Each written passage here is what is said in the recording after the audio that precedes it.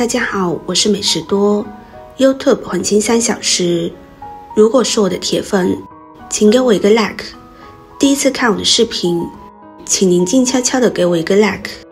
成年人的世界，我们或多或少都遇到过亲朋好友向自己借钱的场合，像同事、亲戚，甚至是并不是那么熟悉和信任的人，当他们来找我们借钱的时候，很多朋友都会陷入两难的境界，学着借，除非是做好了有去无回的准备，否则再张口向对方要钱，非但可能钱要不回来，还弄丢了一个朋友。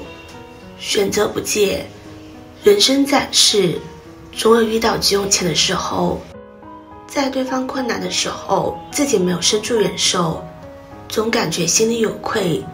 话又说回来，没有人会愿意低三下四的去求别人借钱，毕竟人都有自尊心。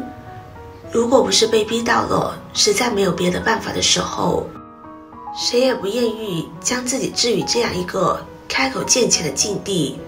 因此我们在探讨借与不借这个纠结的选择之前，我们首先要弄清楚对方借钱的用途是什么，是用来治病救人还是娱乐消遣，这将会直接决定我们能不能借钱，借多少钱，甚至如果对方真的遇到了很棘手的问题难以解决，我们还可以帮助对方出出主意，安慰一下对方。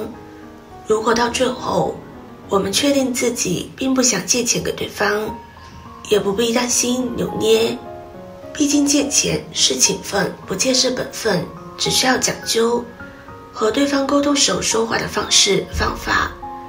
以下3种说辞，大家可以在斟酌之后分情况使用，免借钱的烦恼，又不至于伤害了朋友之间的感情。1. 力不从心法。其实金钱在人际交往当中一直都是一个比较敏感的话题，大多数人在面对朋友的恳求都很难说出拒绝他的话。有时候我们左顾右盼，只是拖着，就是不明说借还是不借，但事实上这样反而会给对方留下不好的印象，认为我们在找借口推脱。在这种情况下，我们不妨直截了当说出自己的难处，并且将自己的原因尽量说得具体些。比如最近家中有事，我手头并不宽裕，这一阵的开销有些大，我也正在为钱的事情犯愁呢，不是不想帮你，实在是自己现在也正急着用钱，爱莫能助啊，等等诸如此类理由。相信对方只要是通情达理的人，那么都能够明白你的苦衷，也就不好意思再开口借这个钱了。2. 委婉拒绝借钱。可以说算得上是人际交往当中一门艺术，有借有还，大家皆大欢喜。但一旦借不好了，原本亲密的朋友反目成仇的例子比比皆是。即使回绝了对方借钱的请求，也不要过于生意，伤害他人的自尊心，为这样一件小事而闹得双方都不愉快。当别人提出借钱的想法时，我们可以说钱不在这里，家里人不放心由自己本人来管，自己借钱需要先和家人商量。话说到这个地步，心思细腻敏感的聪明人基本上都能听出自己的弦外之音了，也不会强求。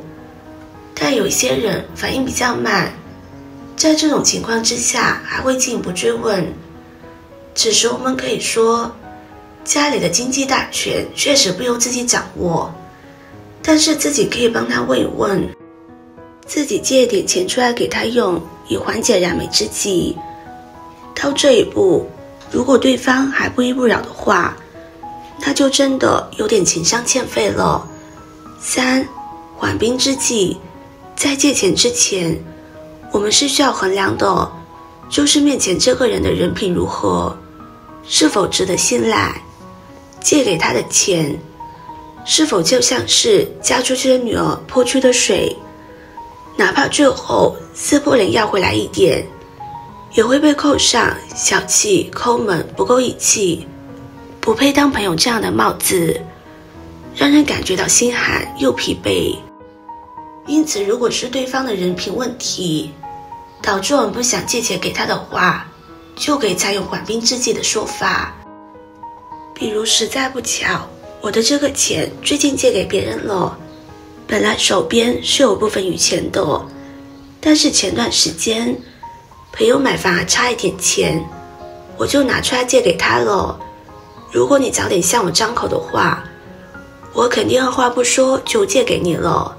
这样即使对方听懂了我们的眼下之意，心里也不会产生反感，既照顾了对方的面子，又保存了彼此之间的感情。4.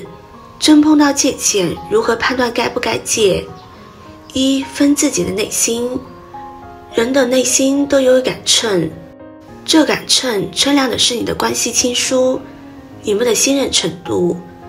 每个人都有善心善念，对于自己真心愿意付出的人，不等他开口，我们都会主动提供帮助。这在生活中也很常见，这是基于亲友之间多年的熟悉与信赖，所以跟从内心最重要。2. 判断借钱的缘由。缘由很重要，重要的原因，一是判断他是否急需，二是判断他是否为满足自己而轻易占用朋友的资源，比如买车、投资、进货之类的，借贷还是让他自己找银行吧。3. 你们的关系程度。在这个社会中，我们身边亲人与朋友总是有关系严谨的区分，我们与他人的关系就类似于金字塔，你可以衡量自己处于借款人金字塔的什么位置，这是判断他是否偿还以及你是否要借款的依据。4. 借钱者的一些细节表现。让对方陈述借钱理由的时候，也要注意不要光听，不要把关注点放在对方诉苦和情绪宣泄上，要把重点放在对方借款原因的真实性、严重性上。毕竟是借钱，不是做慈善捐款，还是要以收回来钱为目标的。一般来说，借钱的理由有3种：急救，比如亲人重病、住院或者其他急事需要用钱；第2，比如买房子、买车、孩子出国等等需要钱，不愿或者不能从银行贷款，只能靠借；其3，补漏，比如资金周转不开或者捅了篓子赔了钱，在对方的陈述里分析他还钱的诚意和打算。如果是有诚意，还钱一般会明确还款期限，有靠谱的还款来源，并会主动补偿一定的利息，写借条、找人做见证之类的补偿手段。如果只是一类说什么挣了钱就还之类的话，不妨多留个心眼。一般来讲，借钱的原则还是老话说的，救急不救穷，救近不救远。如果是治病救命之类的救急，在能力范围之内是应该的。如果借钱的目的是投资或消费，那就不要借。